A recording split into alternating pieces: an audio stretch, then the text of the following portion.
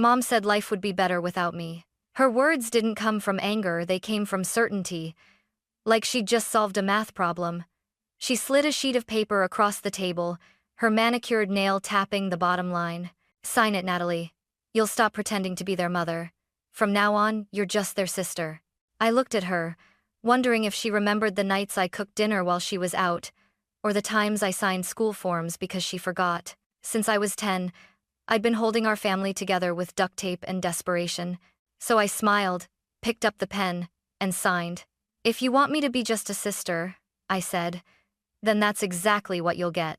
4 days later, the lights went out, my sister cried herself to sleep, and CPS knocked on our front door. My name is Natalie Ross, and I was never supposed to be anyone's mother. But somewhere between my mom's 4th boyfriend and my brother's 3rd failed math test, that's exactly who I became. Mom Linda Ross wasn't cruel, not in the way people imagine. She just didn't care enough to be consistent. One week she'd buy groceries, the next she'd forget the rent. Some nights she'd tuck us in, others she'd stumble home smelling like tequila and strangers. When she called me downstairs that morning, I already knew something was wrong. She was sitting at the kitchen table with her coffee, wearing my old college hoodie, and a look of triumph. "You've been acting like you run this house," she said, sliding her iPad toward me. "That stops today." On the screen was a digital document, something she clearly spent time crafting. The title at the top read, "Household Responsibility Agreement." "What is this?" I asked. "It's simple," she said. "You've been treating your brother and sister like they're your kids. It's not healthy. From now on, you'll stick to sister duties only. No more bossing them around." Her tone was light, but her eyes were cold. "So, you want me to stop cooking for them? Stop paying the bills you forget? Stop signing their permission slips because you never check your emails?" She smirked. "Exactly. I'll handle it. You just focus on being a normal daughter for once." I laughed, not because it was funny, but because it was absurd. A part of me wanted to argue, to yell that she couldn't even remember Evan's birthday without Facebook reminding her. But another part of me, the exhausted, invisible part, wanted to see what would happen if I really did stop. "Fine," I said, picking up the pen from the counter. "You want me to be just a sister? You've got it." Her grin widened as I signed at the bottom. The sound of the pen scratching across the paper felt heavier than it should have. "See?" she said, standing up. "This is going to be good for everyone. No more dictatorship." Dictatorship. That's what she called me, the girl who stayed up late paying bills so the heat wouldn't shut off. The girl who cleaned up after her hangovers and made sure her children didn't starve. That night, I sat in my room staring at the ceiling, replaying her words. Maybe this was it. Maybe I'd finally be free. But, deep down, a small, stubborn voice whispered what I didn't want to admit. Without me, everything would fall apart. And maybe that was the point. By the next morning, Mom was humming in the kitchen, proud of her new authority. Evan was still asleep past his alarm. Sophie couldn't find her uniform, and I just watched. For the first time in years, I didn't lift a finger. I let the world burn quietly. And the fire spread faster than any of us expected. The next morning was the first peaceful one I'd had in years. No alarm at 6 a.m., no shouting about missing homework, no rush to make breakfast before the bus came. The house was strangely silent until it wasn't. From downstairs, Mom's voice cracked like thunder. "Evan! Sophie! Get up already! You're going to be late!" I stretched, rolled over, and smiled into my pillow. Usually, I'd be the one running around with toast in one hand and a hairbrush in the other. But today, I was just the sister.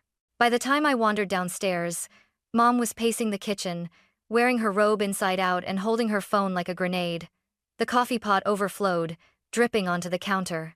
"Natalie, can you—" she started, then caught herself. "No," I said sweetly, pouring my own cup. "Remember, boundaries." She shot me a glare sharp enough to cut glass. "Evan, where are your clothes?" "They're all dirty," he yelled back from upstairs. "Then wear something else." "Everything smells. Ask your sister to wash them." I raised my cup like a toast. "Sorry, Mom. Contract says I'm off laundry duty." Her jaw twitched. "You're enjoying this, aren't you?" I shrugged. "I'm following orders." Sophie stumbled into the kitchen. Her hair, a bird's nest, her eyes half open.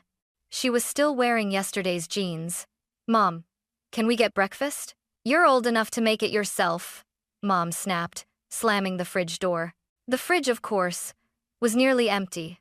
A carton of expired milk, half a jar of pickles, and something that used to be lettuce. I bit back a laugh. Evan stomped down the stairs, muttering curses, and grabbed a granola bar from the counter. We're out of those too, I warned. Then go shopping, he barked. No can do, little brother. That's Mom's job now. The look on Mom's face was priceless. Half fury, half panic. You're being dramatic, Natalie. It's one morning. Sure, I said, sipping my coffee. Let's see how 1 week goes. By the time the bus pulled away, Evan had missed his first class, Sophie had left her flute at home, and Mom was already late for work. She stormed out without makeup, shouting, "This is fine. Everything's fine." The door slammed so hard that a picture frame fell off the wall. That night, when she got home, her blouse was stained with coffee and exhaustion. She didn't say a word as she kicked off her heels and collapsed onto the couch. I sat beside her, calm, almost amused. "Rough day?" I asked. "You think this is funny?" "A little," I admitted. "You said life would be better without me. I'm just watching it get better." Her glare could have burned holes through steel, but she didn't reply. She just turned away, muttering under her breath. And as the house went dark that night, I smiled to myself, because deep down, she was starting to realize the truth. Without me, she wasn't a mother. She was just a woman trying and failing to pretend she knew how. By Wednesday, the cracks were wide enough for everyone to see. The house smelled like sour laundry and burned toast. Dishes towered in the sink. The trash can overflowed. Mom kept telling herself it was just a messy week, but I could see the panic in her eyes, the same kind that used to flash when rent was due and she couldn't remember if she'd paid it. Evan stomped into the kitchen, holding up a crumpled gym shirt like a dead animal. "This is disgusting," he said. "Can you at least wash my clothes? Please?" I didn't even look up from my phone. "Sounds like mothering," I said. "Ask Mom." He clenched his jaw. "You're being impossible." "No," I said quietly. "I'm following the rules." When Mom came home that evening, she looked like she'd gone 12 rounds with life. Her lipstick was smeared, and her blouse had a coffee stain the shape of Texas. "Evan skipped class today," she announced, tossing her purse on the floor. "The school called me at work." "Maybe he overslept," I said, stirring my tea. "That happens when no one sets his alarm." "Don't you dare start." "I'm not starting anything," I said. "You did. The minute you told me to stop parenting." Her eyes narrowed. "You know what? You're acting petty." "Petty?" I stood up, heat rising in my chest. "You told me I wasn't needed. I'm just letting you prove it." She slammed her palm on the counter. "I am their mother." "Then act like it," I shouted. The silence that followed was deafening. Sophie appeared in the doorway, eyes red from crying. "Mom," she said softly. "I'm hungry. There's no food." Mom's shoulders sagged. "We'll order something tomorrow, okay?" "Tomorrow?" Sophie whispered. "You said that yesterday." I turned away, because the sight of her broke something in me. By Thursday morning, the electricity shut off. The fridge had died sometime in the night, and the milk smelled like poison. Mom sat at the table in her work clothes, phone pressed to her ear, voice trembling. "Please, just give me a few more days," she begged the utility company. "I didn't know the bill was due. My daughter used to handle that stuff." When she hung up, her hands were shaking. I stepped into the kitchen doorway, watching her crumble under the weight she'd thrown onto me for years. "Hey, Mom?" I said softly.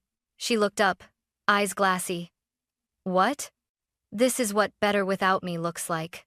The words hit her harder than I expected. She stared at me, lips parted, but no sound came out.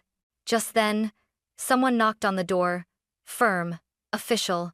Through the window, I saw 2 women and a man standing outside, clipboards in hand. "Linda Ross?" one of them called. "We're with Child Protective Services." Mom's face drained of color. And for the first time in my life, she didn't have anyone left to blame. The knock echoed through the house like a verdict. Mom froze halfway to the door, her hand trembling on the handle. I could see the reflection of her panic in the window. Wide eyes, fake confidence, mascara smudged from exhaustion. When she opened it, a woman in a dark blazer smiled politely. "Mrs. Ross? I'm Mrs. Carter, with Child Protective Services. We've received multiple reports from your children's school." And behind her stood two others, one holding a clipboard, the other already glancing past the doorway like she was cataloging damage. "Reports?" Mom laughed nervously. "There must be some mistake. We'd like to take a look around, ma'am. Just routine." Routine. Nothing about the way they stepped inside felt routine. The moment Mrs. Carter crossed the threshold, the smell hit her: the sour milk, unwashed laundry, the garbage spilling over the bin. Her smile vanished. "Is this typical for your household, Mrs. Ross?" Mom's voice cracked. "It's just been a rough week."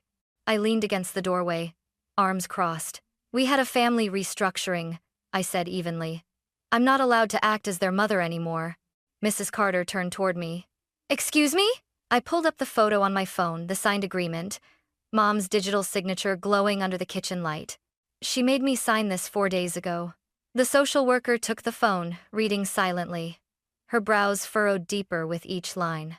"She made you sign this? Said life would be better without me," I replied. "So I stopped helping." Mrs. Carter's gaze flicked toward Mom. "Is this accurate?" Mom stammered. "She's twisting everything. She acts like I can't handle my own house." Before the worker could respond, Evan walked in wearing his sweat-stained gym uniform from Monday. Sophie trailed behind him, still in pajamas, clutching an empty cereal box. Mrs. Carter blinked. "Are those the same clothes you wore to school yesterday?" Evan shrugged. "Probably." "And when was the last time you ate a full meal?" "I don't know. A few days?" The room went still. Mrs. Carter's voice softened, but her words cut through the air. "Mrs. Ross, I'll need to speak with each of your children privately." Mom tried to step forward. "That's unnecessary. Everything's fine." "Privately, ma'am," the second worker repeated firmly. They guided Sophie into the living room first. Through the cracked door, I heard her voice tremble. "I don't know how to cook. Natalie used to do it." "And your mom?" "She's tired a lot." When they called for me, I sat at the table opposite Mrs. Carter. "You've been the primary caregiver for a while, haven't you?" she asked. "Since I was 10, I said. She stopped being a mom, so I filled in. Mrs. Carter exhaled slowly, typing on her tablet. "And what do you do now?" "Nothing," I said, meeting her eyes. "Exactly what she told me to do." Somewhere behind us, Mom's voice rose angry, frantic, cornered. The sound of denial. And for the first time, I wasn't the one cleaning up her mess. They started with me. Mrs. Carter led me to the dining table, the only clean surface left in the house, because it was where I used to do the bills. She placed her tablet in front of her and gave a small, almost kind smile. "All right, Natalie. I just need to understand the situation clearly. Tell me what you usually handle around here." I laughed, but there was no humor in it. "Everything?" I said. "Everything?" she repeated. "I wake them up, cook breakfast, pack lunches, do laundry, pay bills online, schedule appointments, help with homework. I even signed permission slips, because Mom always forgot." Her fingers stopped tapping. "How long have you been doing this?" "Since I was 10. "And?" She blinked, stunned. 10 years old? I nodded. She said I was mature for my age. Mrs. Carter typed for a long time before looking back at me. "And she made you sign that agreement?"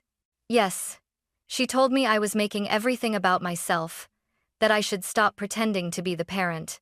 Her lips pressed into a thin line. "You understand that what she did was not only inappropriate, it's neglect." I nodded again, though hearing it said out loud made my stomach twist. Through the door, I could hear muffled voices, Sophie's soft crying, Evan's defensive tone, Mom's raised voice, then the sound of chairs scraping as they switched rooms. When I came out, Sophie was sitting on the couch with red eyes, twisting a loose thread on her sleeve. Mrs. Carter crouched in front of her. "Sweetheart, can you tell me how things have been this week?" "I'm hungry all the time," Sophie said, her voice breaking. "There's no food except cereal, but we ran out of milk." "And who usually makes your meals?" "Natalie. But Mom said she's not allowed to anymore." Mrs. Carter glanced toward me, then back at Sophie. "It's okay, honey. You're doing great." Next came Evan. He slouched into the chair like he couldn't care less. "So, Evan?" the second worker said. "What's going on at home?" "Nothing. Everyone's overreacting. Have you eaten properly this week?" "Cereal, chips, whatever's around." "Do you have clean clothes?" "No, but that's not my fault. Nobody showed me how to do laundry." His voice rose when they asked about school. "I missed one test, okay? Big deal. It's not like Mom wakes me up or knows what classes I have." From the hallway, I saw Mrs. Carter exchange a look with her colleague, a silent conversation only professionals have when they've already decided something. Finally, they spoke to Mom. I stayed near the stairs, out of sight but close enough to hear every word. "Mrs. Ross, can you tell me about your children's routines?" "Of course," Mom said, her voice brittle. "We're a normal family. I just let Natalie take too much control." "What time do your kids start school?" A long pause.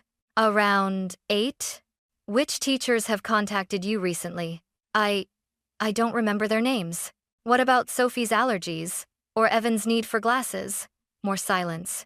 Mrs. Carter sighed softly. "Mrs. Ross, whether or not Natalie was helping, you are still legally responsible for their care. And right now, that care is inadequate." I expected Mom to explode, to shout or deny everything, but instead she whispered something I'd never heard from her before. I didn't think it would fall apart so fast. The pity that flickered in Mrs. Carter's eyes was brief. She stood and called to the others, "Document everything." And in that moment, I knew it was over. Our family had finally collapsed, not because I left, but because the truth had nowhere left to hide. By the time the interviews ended, the sky outside had turned an iron gray, heavy with the threat of rain. The house was quiet, too quiet, except for the clicking sound of Mrs. Carter's pen against her clipboard. Mom sat hunched on the couch, one hand tangled in her hair, mascara streaking her cheeks. Evan stood near the stairs with his arms crossed, looking both angry and terrified. Sophie curled into herself beside me, clutching her old teddy bear. Then Mrs. Carter spoke. Her tone was calm but final, the voice of someone who'd done this too many times before. "Based on our observations and your family's current living conditions, we'll be placing both minors in emergency protective custody." Mom's head snapped up. "What? No, you can't take them. I can fix this, I just need a little more time." Mrs. Carter shook her head. "We've given you time, Mrs. Ross. These children are living without proper supervision, nutrition, or care. They need stability." "They have stability," Mom shouted, gesturing wildly at me. "Natalie helps." "She's an adult," Mrs. Carter interrupted. "And she's no longer responsible for your parental duties." That line hit harder than anything else. It wasn't anger, it was truth, delivered like a gavel strike. Mom turned to me, desperation flashing in her eyes. "Natalie, say something. Tell them it's fine. Tell them you'll help until I get back on my feet." I felt my throat tighten, but I forced my voice steady. "No, Mom. You made me sign an agreement, remember? You said life would be better without me. I'm just doing what you asked." Her face went pale, as if I'd slapped her. "You don't mean that," but I did. Every word of it. When the officers started gathering Evan and Sophie's things, the sound of zippers and drawers opening filled the air. Sophie began to cry, reaching out for me. "Natalie, don't let them take us. Please." My heart broke, but I couldn't move. I knew that if I did, if I took one step toward her, I'd undo everything. Mrs. Carter knelt beside her, speaking softly. "It's okay, sweetheart. You're not in trouble.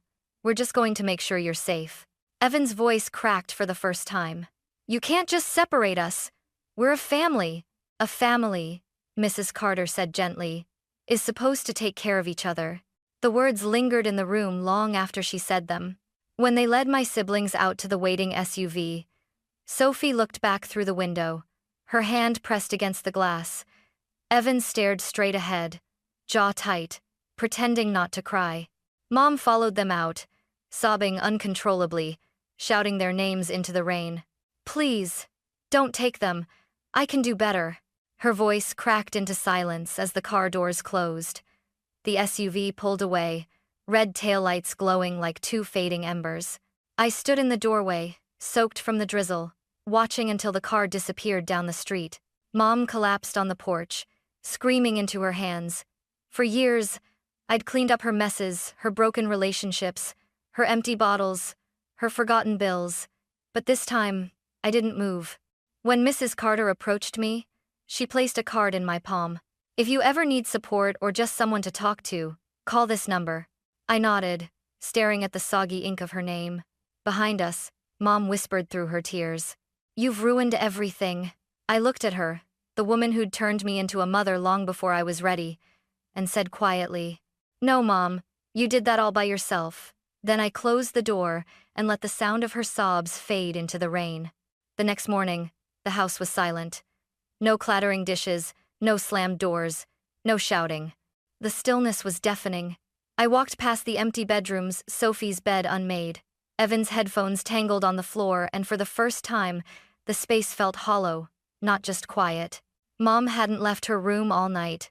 When she finally emerged, her eyes were swollen, her mascara smudged. She looked like someone who'd lost a war. "They took my babies," she whispered. "They're not babies anymore," I said. "They're victims of your choices." She flinched like I'd hit her. "You think you're so perfect?" "No, Mom," I said. "Just the only one who grew up." She screamed, really screamed, and threw her coffee mug at the wall. It shattered behind me, but I didn't even flinch. I packed a bag that afternoon and walked out. I didn't know where I was going, but I knew I couldn't stay in a house that smelled like regret and denial. My friend Haley's family took me in without questions. Her mom made me pancakes the next morning, the first real breakfast I'd eaten in days, and didn't pry. When she asked about my family, I just said, "It's complicated." The calls started that night. 17 missed calls from Mom. 8 voicemails that alternated between screaming, sobbing, and begging. "Natalie, please. They say I have to take classes. I don't know what to do. You have to tell them you'll help me. I can't do this alone. You destroyed our family." I turned off my phone. For once, I didn't feel guilt, just exhaustion. Over the next few weeks, CPS moved fast. Mom was ordered to attend parenting classes, individual therapy, and regular home inspections. I got a call from Mrs. Carter, who told me I wasn't required to attend any hearings but could submit a statement. I told her the truth, that I'd been raising my siblings since I was 10, that I wasn't a hero or a martyr, just tired. When the court hearing finally came, I didn't go, but I saw the outcome in a thin white envelope mailed to our old address. Inside was a printed summary of the ruling. Children to remain in protective custody. Mother to complete a 12-week parenting program. Supervised visitation pending progress review. I read it 3 times. Each word felt like both punishment and relief. Mom called again that night. This time I answered. Her voice was cracked and hoarse. "They fired me," she said, "because I missed too many shifts, because of you." "No, Mom," I said quietly. "Because of you." There was a pause. Then, she hung up. Days bled into weeks. I worked extra hours at the bookstore, saved money, and started thinking about school again. Haley's mom showed me how to open a checking account, fill out FAFSA forms, and apply for scholarships. It was like learning an entirely new language, the language of independence. But some nights, when the house was dark and quiet, I'd think about Sophie's tear-streaked face pressed against the car window, about Evan's clenched jaw as he pretended not to cry, and guilt would creep in, soft but sharp, whispering that I'd abandoned them. Haley found me crying once and said something I'll never forget. "You didn't abandon them, Nat. You stopped letting them drown you." Maybe she was right. Maybe saving myself was the only way to ever save any of us. And yet, deep down, I couldn't shake one question. What if they never came back? 3 months later, I got the letter that changed everything. It wasn't from my mother or CPS, it was from the state university. The envelope was thick, cream-colored, with my name printed in perfect black ink, Natalie Ross. I tore it open with shaking hands. "We are pleased to inform you that you have been accepted, with a full scholarship based on your academic performance and personal essay." I read it 3 times, before I realized I was crying. For the first time in years, the tears weren't from pain. When I told Haley's mom, she hugged me like I was her own daughter. "You did this, Natalie," she said softly. "You finally get to live your life." But before I could leave for college, I had one more piece of unfinished business, my family. Mom had completed her parenting classes, therapy sessions, and 2 successful home inspections. CPS allowed her supervised visits with Evan and Sophie at first, then weekend visits after 3 months. She texted me one evening, "Dinner at Aunt Grace's on Saturday. The kids will be there. I'd like you to come." I stared at the screen for a long time before replying, "Okay." When I walked into my aunt's house that weekend, the smell of real food, not takeout, hit me first. Garlic bread, spaghetti, something baked. The table was set, the lights were warm, and for the first time, it looked like a home. Mom was in the kitchen wearing an apron, her hair tied back neatly. She looked nervous but sober, healthier somehow. "Hi, sweetheart," she said quietly. I nodded. "Hey, Mom." Sophie ran to me first, nearly tripping over herself.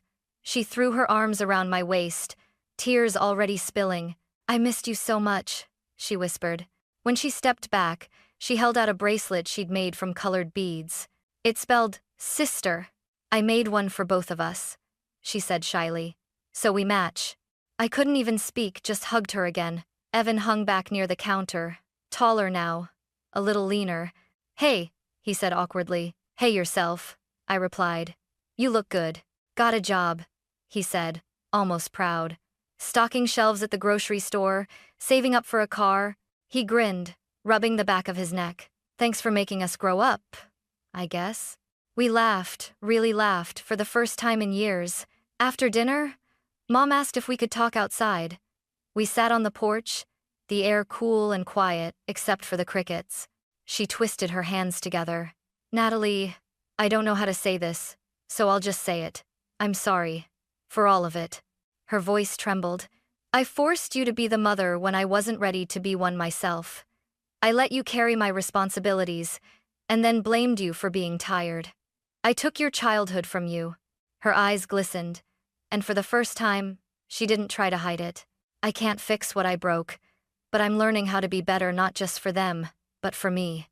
I listened, but instead of anger, I felt something else. Peace. The kind that comes when you finally stop expecting someone to become who they used to be. "I know, Mom," I said softly. "And I forgive you. But I'm not coming back. I have to build my own life now." She nodded slowly, tears spilling down her cheeks. "I know, that's what I want for you."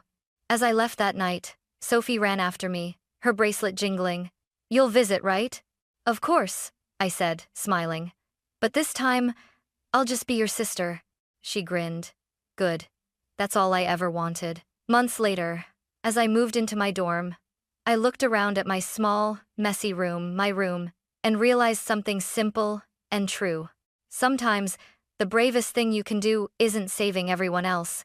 It's walking away before you lose yourself trying. And for the first time in my life, I wasn't anyone's caretaker. I was just me, Natalie Ross, finally free.